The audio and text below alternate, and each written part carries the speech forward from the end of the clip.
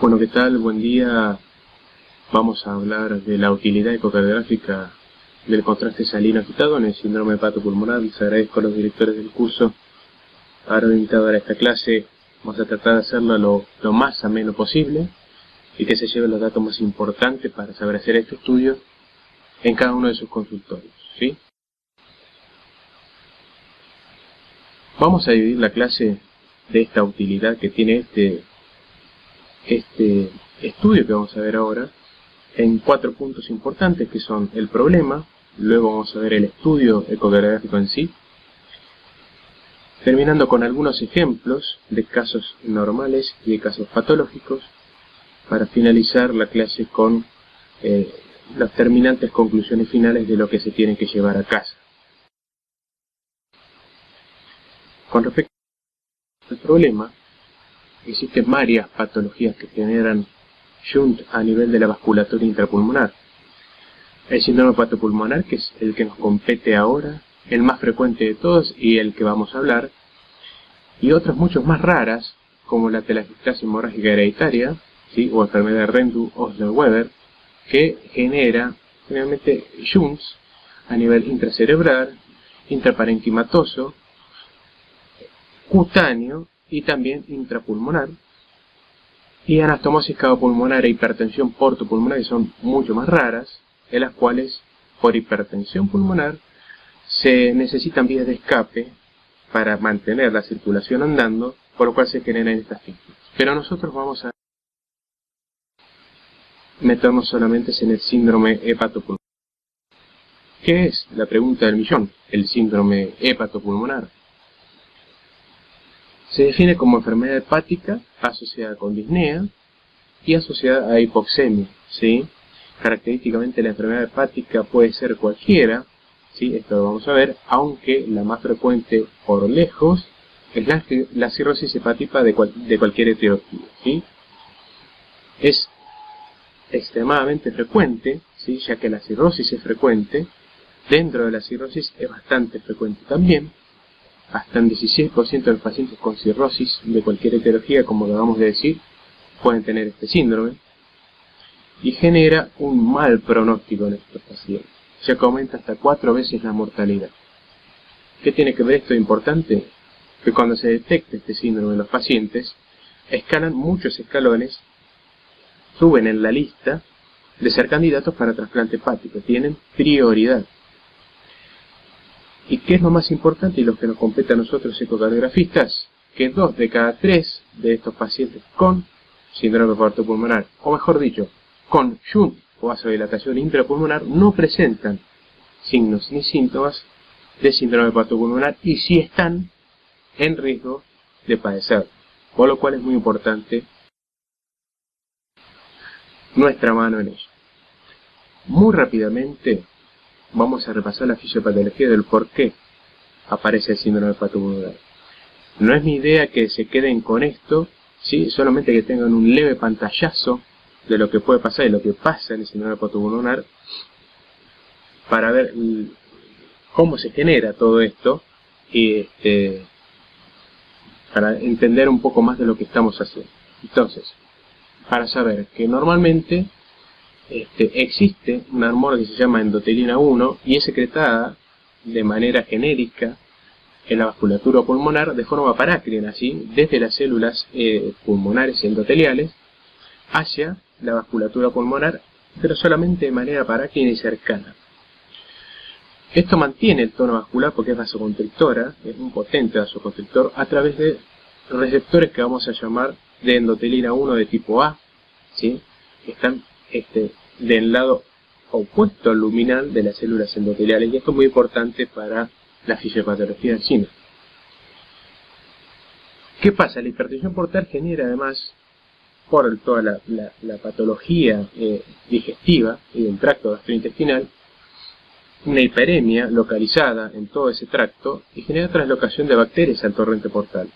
Eso genera activación inflamatoria generalizada y genera aumento de la producción hepática de muchas endotoxinas, pero dentro de estas muchas hormonas como el factor de necrosis tumoral alfa y endotelina 1, ¿sí? Entonces, ¿qué pasa? Esta sobrecarga que llega hacia los pulmones desde el hígado de endotelina 1, ya no de forma parácrina localizada en el pulmón, sino de forma exócrina, o sea, hacia el torrente sanguíneo de forma endócrina, de sobreproducción que llega al torrente luminal, genera activación y sobreexpresión de receptores dentro de la luz del vaso que se llaman de endotelina 1 de tipo B, que tiene la acción totalmente opuesta a la endotelina de tipo 1A, o sea, produce vasodilatación por medio de aumento del óxido nítrico, estimulando las óxido nítrico sintetasas, resultando generalmente en un efecto vasodilatador excesivo sobre el lecho pulmonar. Esto es un hallazgo patognomónico del síndrome hepatopulmonar, ¿sí? Una excesiva vasodilatación del lecho pulmonar, y eso genera un shunt, vamos a decirlo así, funcional sobre el lecho. Pero además de esto, una vía menos importante, pero que también está, vía monocito macrofágica, se produce el aumento del factor de crecimiento endotelial vascular, que además induce neoangiogénesis y fístulas de tipo arteriovenosas, ¿sí?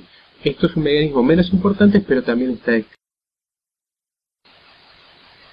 Resumiendo, como para que sigan teniendo en cuenta, en la micrografía superior derecha tenemos un alvéolo con capilares pulmonares normales, ¿sí?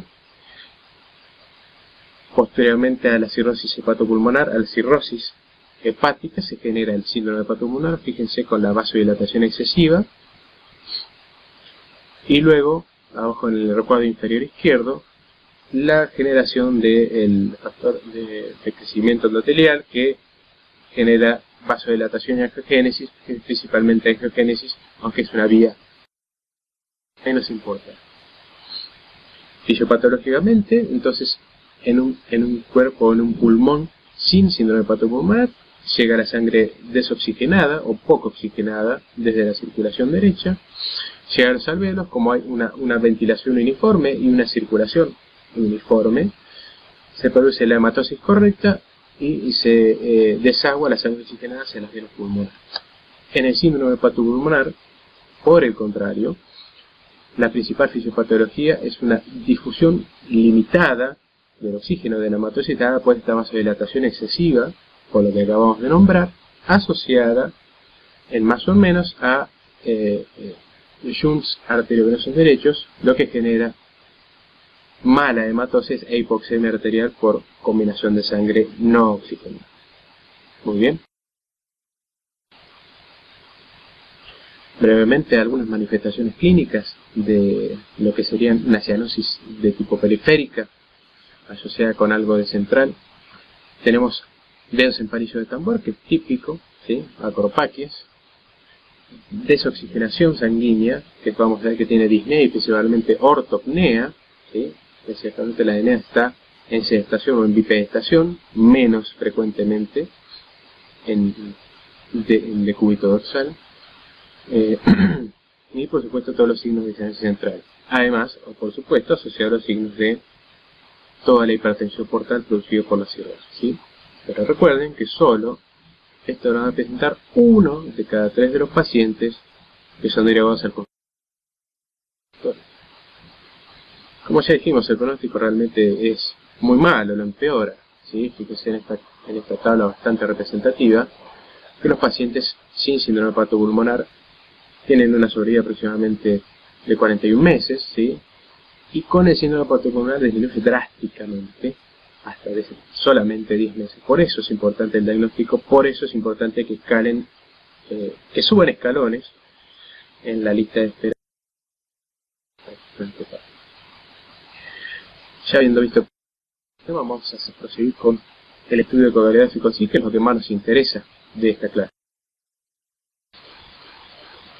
¿Qué es lo que tenemos que tener como datos respecto al eco con burbujas? Al estudio a realizar, que es sencillo de hacerlo, ¿sí? Ahora lo vamos a ver. Es realmente económico, no lleva demasiados gastos en salud, es seguro, prácticamente no tiene complicaciones para el paciente, es muy poco invasivo, la única invasión que tenemos es colocación de una vía periférica, es altamente sensible, es muy fácil de detectar con este método los pacientes que realmente tienen un shunt de derecha a izquierda a nivel pulmonar, aunque es poco específico, como vimos previamente. No solamente el síndrome hepatopulmonar se distingue por presentar el shunt de derecha a izquierda a nivel pulmonar, sino que hay otras patologías, y esto no lo podemos diferenciar por medio del eco burbujas. Es reproducible y fácilmente reproducible, y es accesible en toda complejidad. Lo podemos hacer desde bedside en una unidad coronaria, en una terapia con la máxima complejidad, hasta en un consultorio particular de ecocardiografía. ¿Qué debemos conocer para que el estudio sea exitoso? Primero, el conocimiento del operador. El operador debe estar mínimamente entrenado en saber hacer el estudio y en saber qué es lo que tiene que ver, en saber buscar lo que es necesario para reconocer el shunt en el síndrome hepatopulmonar. Pericia del colaborador. Vamos a necesitar, o vamos a ver, que este estudio no se puede hacer solo, aunque parezca una verdad de perogrullo. Vamos a necesitar un colaborador que coloque las vías, si no las podemos colocar nosotros también, y que sepa producir las correctas burbujas y la correcta inyección del material de contraste. Hay que tener en cuenta brevemente algunas propiedades del medio de contraste, como el tamaño de las burbujas y la difusibilidad, que en nuestro caso, ahora vamos a ver, serán de gran tamaño y de baja difusibilidad. Y algunos tips de ayuda, como la velocidad de inyección, que debe ser rápida, después lo vamos a ver, y pueden en algunos casos ayudarnos poniendo un poquito de contraste con sangre dentro de la misma jeringa con solución salina. ¿Qué es lo mínimo que vamos a necesitar para hacer este estudio? Algunas cosas son, vamos a ver y lo vamos a ir diciendo, son extremadamente necesarias, básicas para hacer el estudio. Otras son opcionales, pero siempre que puedan estar, siempre va a ser mejor. Vamos a necesitar un suero, una guía de suero con solución fisiológica, nada más ni nada menos. También se pueden hacer con ampollas, si no quieren utilizar todo un suero de 500 mililitros, aunque es un poco más caro. Vamos a necesitar jeringas de 10 mililitros, ¿sí? Si tienen pico a rosca mejor, ¿sí? Ya que no se van a soltar desde el catéter guía suero, pero si no se pueden hacer con jeringas comunes. Llave de 3 vías, pueden ser una mínima o dos, ¿sí? Vamos a ver luego cómo es la técnica con una o con dos llaves de 3 vías. Un catéter venoso periférico, no menos de 20 gauge, o sea, no menos de una aguja de Avocat rosada, ¿sí? La aguja debe ser mediana a grande para que el contraste sea adecuado. Y vamos a ver que tiene que ser generalmente, lo más adecuado, que sea cateterizado el antebrazo derecho y venas de gran calibre, generalmente del pliegue del codo para arriba, para producir buen contraste, ¿sí? Cosas opcionales, el oxímetro de pulso. Generalmente la mayoría de los pacientes que llegan al consultorio a realizar este tipo de estudios no son sintomáticos para el síndrome hepatopulmonar, con lo cual no hacen hipoxemia, con lo cual no es del todo necesario un oxímetro de pulso. Pero cuando llegan con el síndrome hepatopulmonar, ¿sí? Hay que ponerles un oxímetro de pulso, ya que esta patología mejora con oxigenoterapia, y si la oxigenación baja de 88%, vamos a tener que ponerle una cánula de oxígeno, ¿sí? Aunque no siempre va a ser necesario. Gafas protectoras también es muy opcional, ¿sí?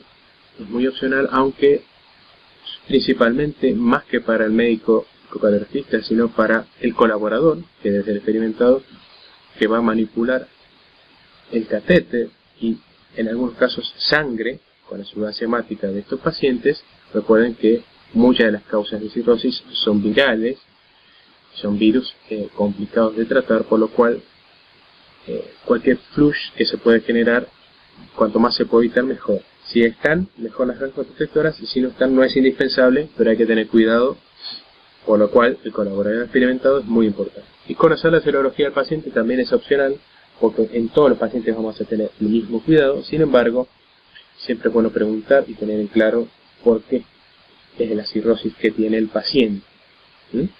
Para tener en cuenta el manipulador.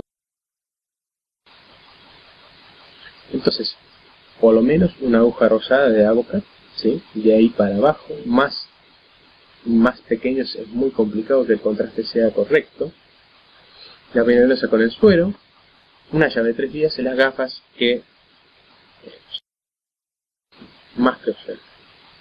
Rápidamente, ¿qué propiedades tenemos en el medio de contraste para no aburrirlos mucho? El tamaño va a ser importante. Las microburbujas grandes, que son generalmente mayores de 8 micras, recuerden que son filtradas a nivel de la vasculatura pulmonar, ¿sí? La vasculatura pulmonar es más pequeña. Pero, al ser grandes, su capacidad de reflejar el ultrasonido es mayor, o sea, son muy buenas contrastando, pero van a ser filtradas por la vasculatura pulmonar, por lo cual se van a contrastar las cavidades derechas sin contrastarse las cavidades izquierdas, y esto es determinante para nuestro estudio. Las más pequeñas, como son otros medios de contraste más novedosos para contraste de cavidades izquierdas, no son filtradas, ¿sí? Llegan a las cavidades porque pasan por el capilar pulmonar normal, pero su capacidad para reflejar el ultrasonido es un poco menor, y esto lo vamos a ver. Este cuadro lo único que quiero mostrar es básicamente los diámetros aproximados que tienen las microburbujas o las burbujas relacionadas con cada uno de los medios de contraste. Lo único que quiero mostrar es, fíjense el tamaño medio que tiene la solución salina agitada, para luego de todos el resto de los agentes de contraste que ya muchos de ustedes conocen, son mucho menores. Y por último, abajo como referencia tenemos el diámetro del capilar pulmonar, que siempre es, fíjese, menor a la solución salina agitada. O sea, la solución salina agitada, primer dato a sacar, en un capilar pulmonar normal no debería pasar a cavidades izquierdas, ¿sí? Difusibilidad, rápidamente, las microburbujas de cloruro de sodio, ¿sí?, con aire agitado tienen un alto contenido en nitrógeno por stable, ¿sí?, casi el 80%. Y el nitrógeno, como tiene baja concentración en sangre, es altamente difusible, por lo cual desaparecen rápidamente de la circulación sanguínea, por lo cual el contraste va a estar solamente unos segundos, menos de un minuto, en la circulación. Entonces el estudio debe ser exacto y debe ser rápido. Las microburbujas con gases menos difusibles, como el perfluorocarbono, tienen baja difusibilidad, por lo cual se mantiene el contraste con ultrasonido más tiempo, es importante para el contraste de las cavidades izquierdas. Entonces, las dos diferencias grandes, la solución salina agitada con aire y los nuevos agentes. Recuerden que la solución salina agitada, que es la que vamos a usar nosotros con aire, tienen gran tamaño, por lo cual tienen gran resonancia, tienen alta difusión porque tienen alto contenido en nitrógeno, poca estabilidad porque se rompen fácilmente, y baja persistencia en sangre, con todas las características totalmente opuestas de los nuevos agentes, por lo cual estos agentes no nos sirven, ya que pasan a cavidades izquierdas, y este agente barato y fácilmente reproducible de la solución salina agitada es perfecto para nuestro estudio, por lo cual le vamos a dar un like para nuestro Facebook y seguir con el estudio. Procedimiento, fíjense que es una cosa muy sencilla de hacer. Se logra un acceso venoso en el antebrazo derecho, como ya dijimos, en venas de buen calibre. Colocamos una llave de 3 vías y jeringas, puede ser 1 o 2.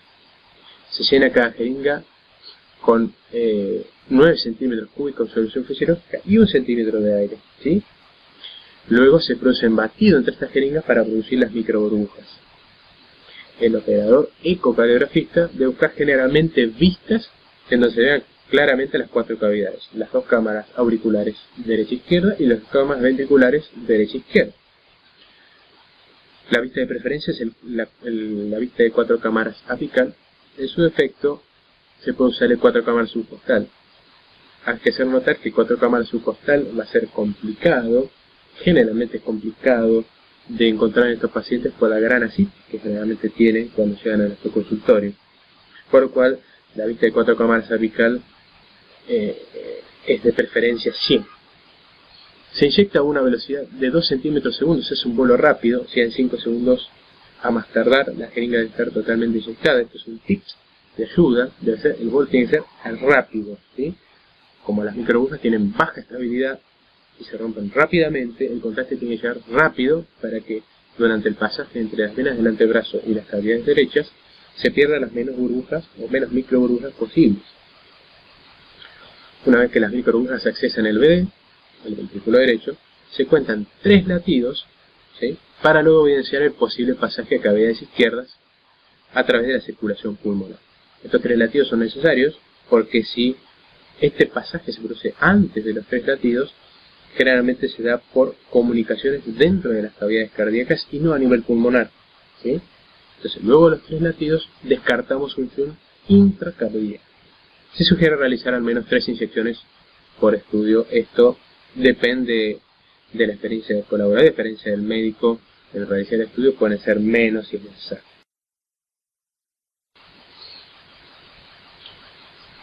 Vamos a ver una filmografía de cómo un colaborador experimentado coloca una vía periférica con correcta técnica en un paciente que va a ser evaluado para síndrome hepatopulmonar.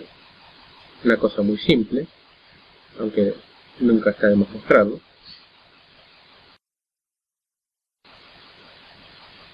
Fíjense cómo queda la técnica final con el uso de doble llave de 3 vías, ¿sí? Esto se puede hacer con uno, luego lo vamos a ver. Así lo utilizamos nosotros en el consultorio de nuestro centro. Y fíjense cómo quedan las jeringas colocadas en la llave de 3 vías. La posición de las aberturas de la llave de 3 vías se ponen generalmente primero en comunicación a ambas jeringas para hacer el batido, ahora lo vamos a ver, y luego en comunicación directa con el torrente sanguíneo para producir la infusión.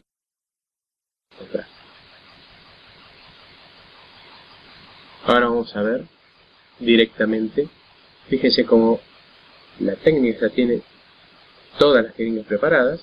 Vamos a ver la infusión de contraste salino. Ella usa generalmente ampollas, yo les recomiendo usar un suero que es más barato y se pueden usar en varios pacientes, teniendo limpia la guía. Fíjese cómo produce el batido.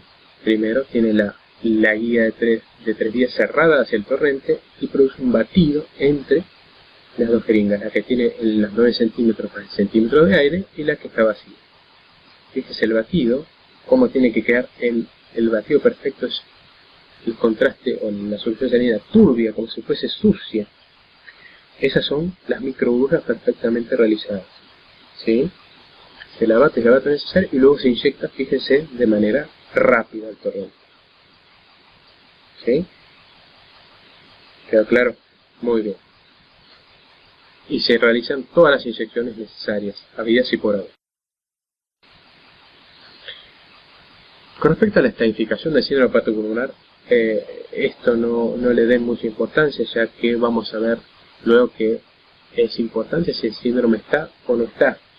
Y punto final. Aunque, ya que esto es una clase específica de esto, necesitamos darle toda la información, para que ustedes sepan que existe una gradificación que se había utilizado, pero que se ha dejado de usar, ya que actualmente no es necesario.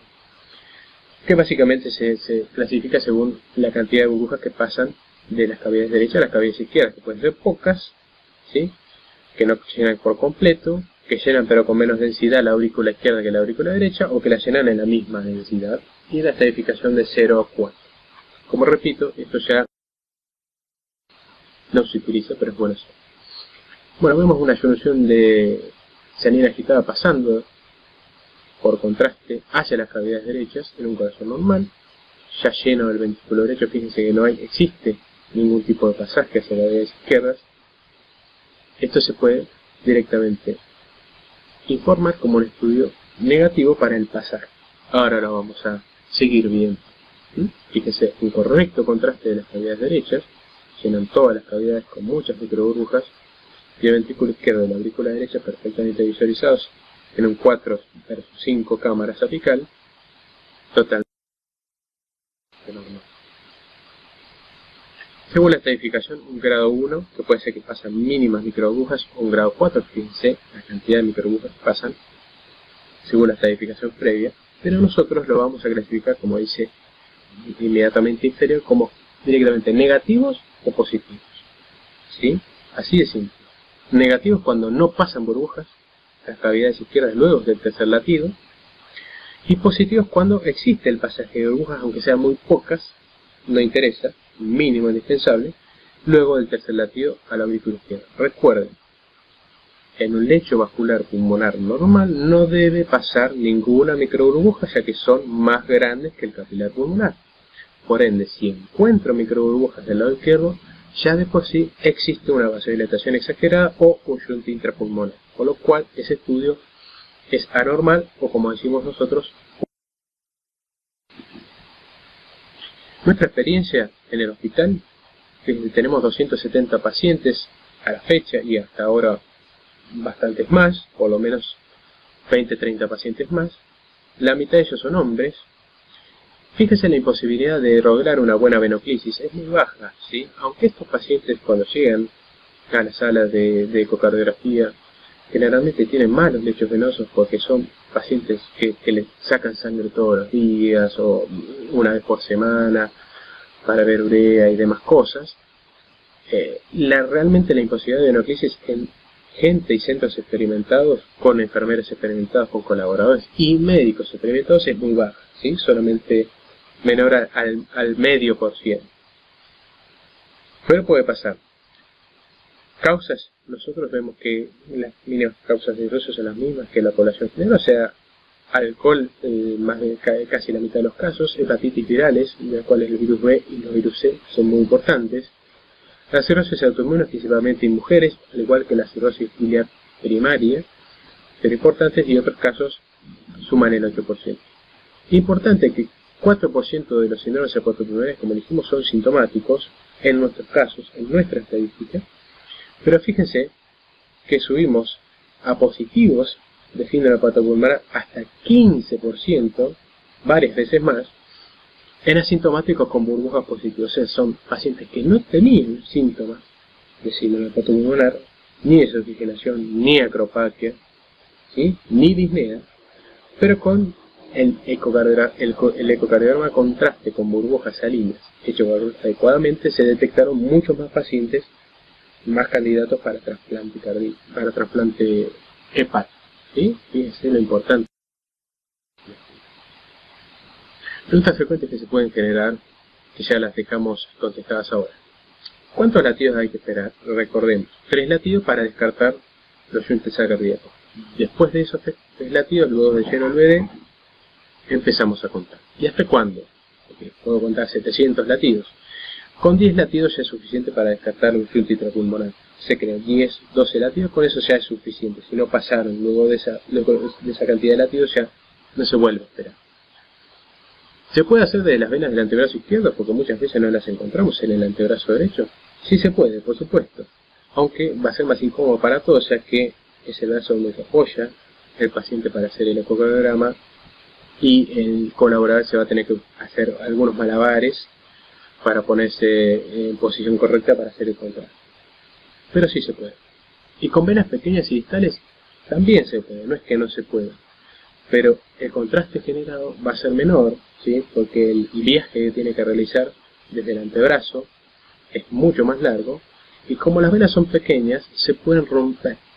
Eso es importante tenerlo en cuenta para no generar morbilidad en los pacientes. ¿Cómo se informa el estudio? Muy sencillo. Se informa el estudio bidimensional realizado al paciente, normal, como en todo el laboratorio, y luego se adjunta la transcripción de estudio positivo o negativo para shunt intrapulmonar. Punto aparte, no se pone la etiología, aunque sospechemos, si viene un paciente con una cirrosis alcohólica de 2 años de evolución, sabemos que si el shunt es positivo va a ser por síndrome hepatopulmonar, pero igual no se pone porque, como dijimos, esto es altamente sensible, pero no es específico para patología. Según la sospecha diagnóstica, el médico derivante sabrá qué hacer. Algún cuadro especial luego del estudio está muy importante, no necesita ninguno, ¿sí? Los pacientes no tienen ninguna morbilidad, ni menos mortalidad, por este tipo de estudios, ¿está? Seguimos. Unos ejemplos, que es lo más lindo de ver de esta. El contraste salino negativo, sabemos unas burbujas contrastadas, ¿sí? En el miocardio izquierdo, no pasan absolutamente ninguna, ¿sí? Perfecto, totalmente negativo.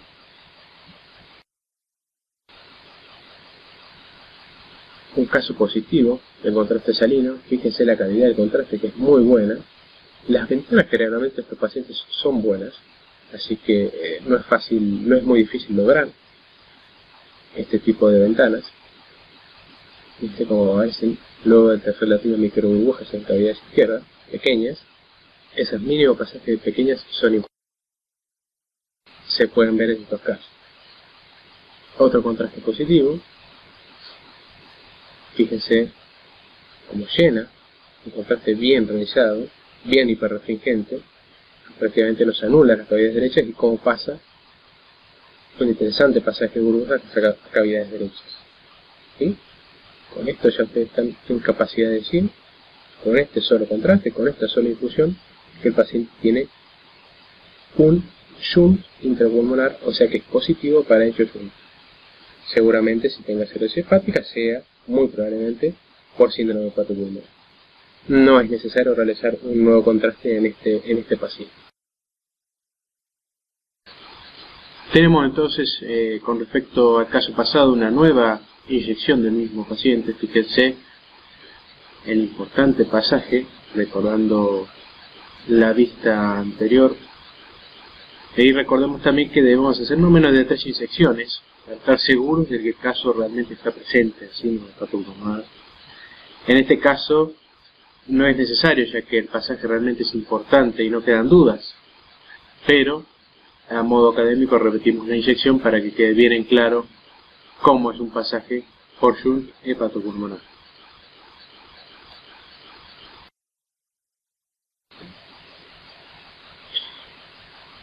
Fíjense la técnica con adyuvancia hemática, 1 centímetro o medio de sangre y luego se mezcla. Hagan lo que yo digo y no lo que yo hago. Fíjense que el colaborador, por la experiencia que tiene y por la celeridad de los tiempos del hospital, no tiene guantes o manoplas puestas. Ustedes pónganse por favor guantes al manipular a estos pacientes